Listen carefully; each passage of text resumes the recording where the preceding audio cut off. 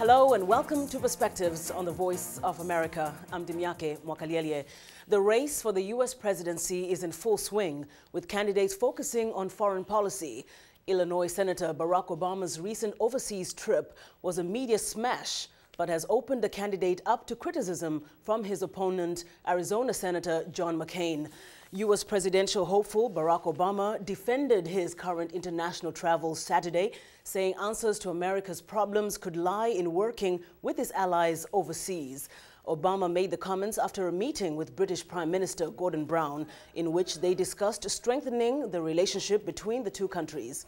While in Great Britain, Obama had breakfast with Tony Blair and met with David Cameron of the Conservative Party. U.S. Republican presidential candidate John McCain slammed Obama for his position on Iraq, saying his stance would have led to defeat. Speaking in Denver, Colorado Friday, McCain said Obama failed what amounted to a real-time test for a future U.S. commander-in-chief by opposing last year's troop surge.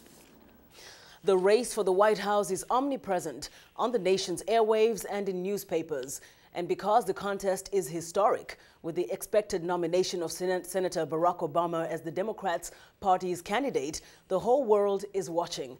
VOA has been examining whether America is ready to send a black man to the White House. Jeffrey Young has the first in a series of reports. The November 4th election will be like none before it. For the first time, one of the two major party candidates, Senator Barack Obama, is a person of color. Along with picking the next president of the United States, some voters will also be confronting their racial attitudes. VOA asked people all over the country whether they are ready for a black president. I think we're ready. Well, I hope we're ready. I just hear people comments,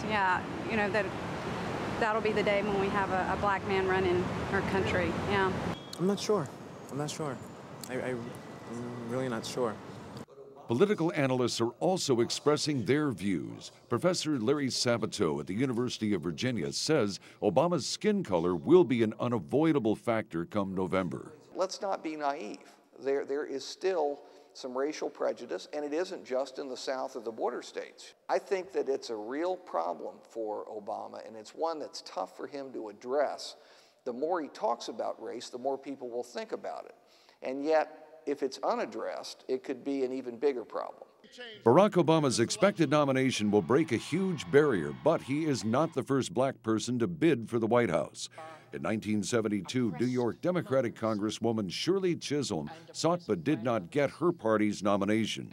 In 1968, when Chisholm became the first black woman elected to the House of Representatives, the nation was emerging from years of civil rights marches and sit-ins aimed at ending racial segregation and discrimination in the South.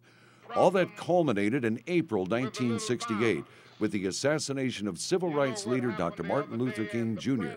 Across the country, black anger and frustration boiled over into the streets.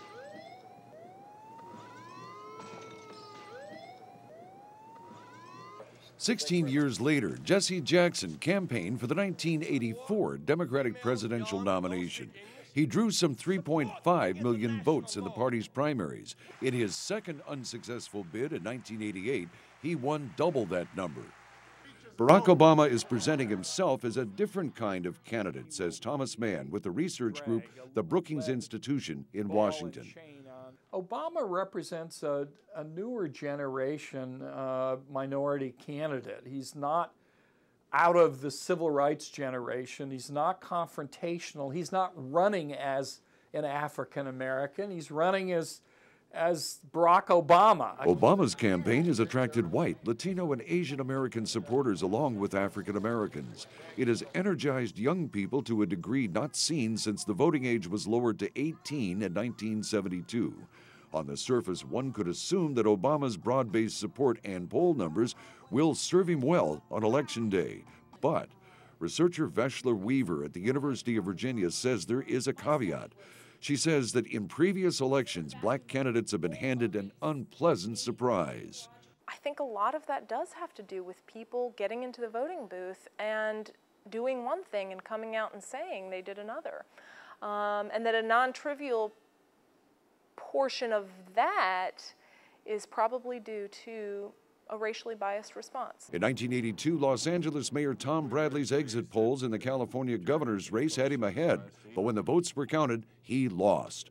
In the 1989 Virginia gubernatorial election, black candidate Douglas Wilder was ahead by 10 points in pre-election polls, but his margin of victory was, in the end, less than 1%. Political analysts call this the Bradley effect. They say it is still a factor. VOA asked people from different regions, age groups, and income levels whether they are ready to elect a black president. While many responded positively, others said they're not sure. Jeffrey Young, VOA News.